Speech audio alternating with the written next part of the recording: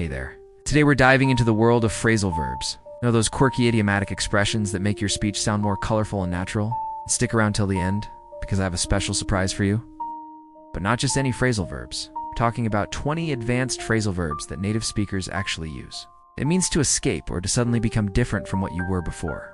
Ever had a bad mood or a storm pass over you? Imagine saying, I promise to help you, but I'm going to back out because I'm just too busy.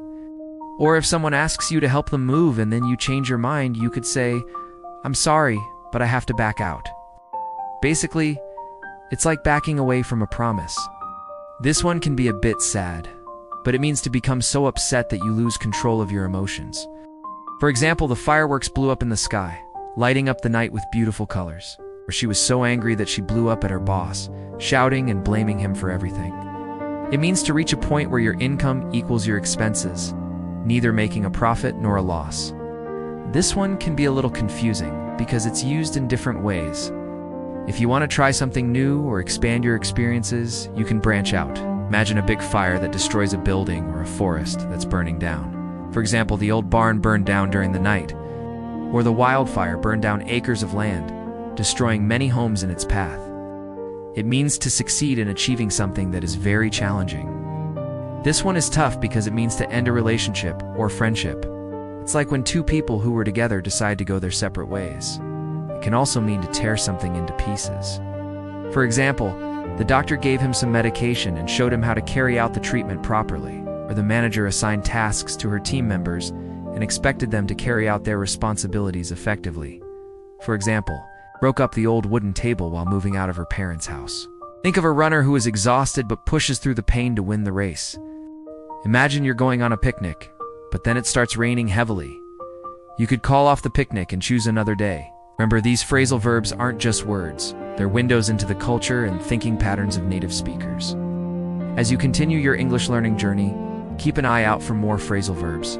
Don't be afraid to use them. And remember, practice makes perfect. Thanks for joining me today. If you found this video helpful, please give us a thumbs up and share it with your friends. Until next time, keep speaking and keep growing. Or maybe you're replaying a sports game and one team is winning so much that they call off the game to avoid humiliation. Or a student who works tirelessly to understand a difficult concept. When they finally succeed, they've broken through. For example, after living in the city for years, they decided to branch out and move to the countryside. Or to improve my English, I'm branching out and watching movies in English with English subtitles. One way is to stop something suddenly. For example, the meeting was going well until it broke off due to technical difficulties. Or she broke off her studies to take care of her sick mother. In this case, she stopped her studies to focus on something else. The other meaning of break off is to snap or to separate into pieces. Like if you were eating a cookie and it broke off into two pieces. Let us say you're rerunning a lemonade stand and the price you're reselling your lemonade at finally covers the cost of the ingredients and the supplies. You've broken even. Let's say you always eat the same food every day, but then you decide to try something new. Let's say you're a scientist who invents a new medicine. This one is all about making something that was hidden or saved, visible, or more important. Imagine you have a great idea and share it in a meeting. You're bringing your idea forward. Or if you find some old photos and decide to share them with your family, you're bringing those memories forward. You could say that your invention brought about a positive change in healthcare. Or maybe you re an activist who campaigns for environmental protection, and eventually your efforts bring about real change in your community. You could say, today I'm going to branch out and try Thai food for the first time. Or if you're giving advice, you could say, you should branch out and take up a new hobby. It might bring you lots of joy. It's like when you're trying hard not to cry, but the tears just fall. This one is a bit like breaking and entering, but it means to enter a place by force, usually to steal something. Think of a movie where someone is trying to break into a house to steal something valuable. But it's not always about stealing. It can also mean to start suddenly and intensely. For example, the singer broke into the song with great energy, captivating the audience from the first note. For instance, after months of hard work, she broke down in tears when she received the good news. The pressure was so much, but the positive news overwhelmed her. Imagine you're eating so fast that your food goes straight down your throat. Imagine a well-known actor who has been part of many movies decides to retire and take a step back from the industry. They might say, I've had a wonderful career, but now it's time for me to bow out and let new talent shine. That's what it means to bolt down your food. It's like eating very quickly, almost like a race against time. So next time you're having lunch, if you see someone quickly bolting down their food, you'll know what's up. Or he broke down when he realized that he had lost his most important files. A big task and big emotions. Well, blow over is similar. It means for strong emotions or bad situations to become less intense or to disappear completely. Let me show you. The argument they had yesterday blew over quickly, and now they're back to being friends. In this case, the argument lost intensity, and they're friends again. Or the storm they faced last week blew over, and now the weather is sunny again. Here the difficult situation is past and everything is better. For example, after weeks of planning, they finally broke away from their routine and went on a surprise vacation.